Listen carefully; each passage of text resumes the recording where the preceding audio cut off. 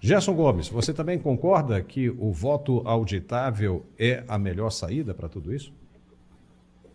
É a melhor saída e vou além. Ele já foi decidido por 3 ou 4 vezes no Congresso Nacional. Veja que no passado, inclusive, muitos dos que hoje veneram a urna eletrônica, como o pastor Silas Malafaia lembrou, né, que para muitos é algo quase sagrado. No passado, o próprio PDT, o próprio PT, nós temos o próprio hoje ministro da Suprema Corte, ex-ministro da Justiça, Flávio Dino, que denunciou que, do ponto de vista dele, era completamente vulnerável o processo. Lá no passado, o tempo foi passando e agora nós temos esse imbróglio, que foi criado, muito bem falou o pastor, por uma intervenção do Supremo Tribunal Federal, que atravessou a praça e interveio junto ao Congresso Nacional, que pela terceira vez votaria, aprovaria a mesma coisa. Então, esse é um tema pacífico no país. Qual? Que nós precisamos de uma contagem pública dos votos, como é previsto.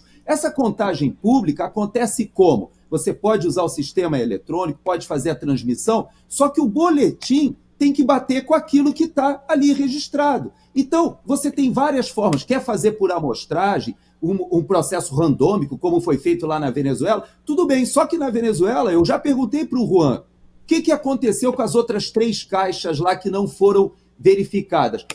Os militares foram lá e recolheram e levaram embora. E agora, se alguém quiser fazer uma recontagem, aí está na mão lá do pessoal do Maduro. Isso não pode acontecer. Qualquer sistema minimamente transparente, você pode usar a tecnologia que você quiser, mas a contagem tem que ser pública, porque isso faz parte do processo e da lisura. E como muito bem foi levantado aqui, você não precisa convencer o que foi derrotado somente. Você também precisa deixar que aquele que venceu exerça o seu mandato com autoridade, com legitimidade.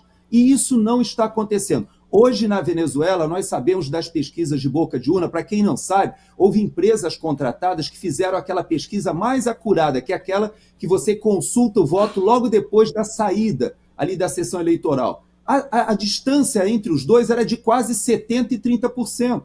Então, se você perguntar na própria escola onde o Juan esteve presente lá, a disparidade era gigantesca dos votos. Todos os estados nós tivemos essa mesma situação. A população foi votar pela primeira vez, a oposição, em muitas décadas, conseguiu se reunir em torno de um único candidato, isso é uma dificuldade, e agora nós temos a mesma situação. Nós temos lá, num passado bem recente, a comunidade internacional toda reconhecendo um presidente e o Maduro continuando no país como presidente só intracorpore.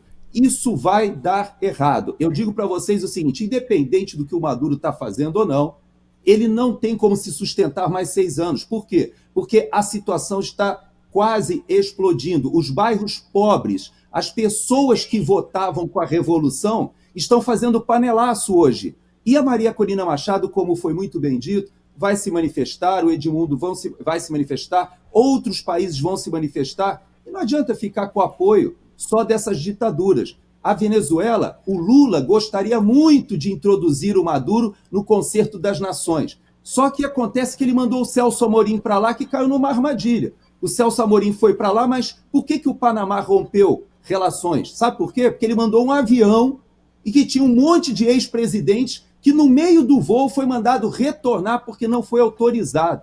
O próprio ex-presidente da Argentina, ele foi impedido de ir para a Venezuela. O Maduro pediu para ir para o amigo dele, o Fernandes. Não vem, não.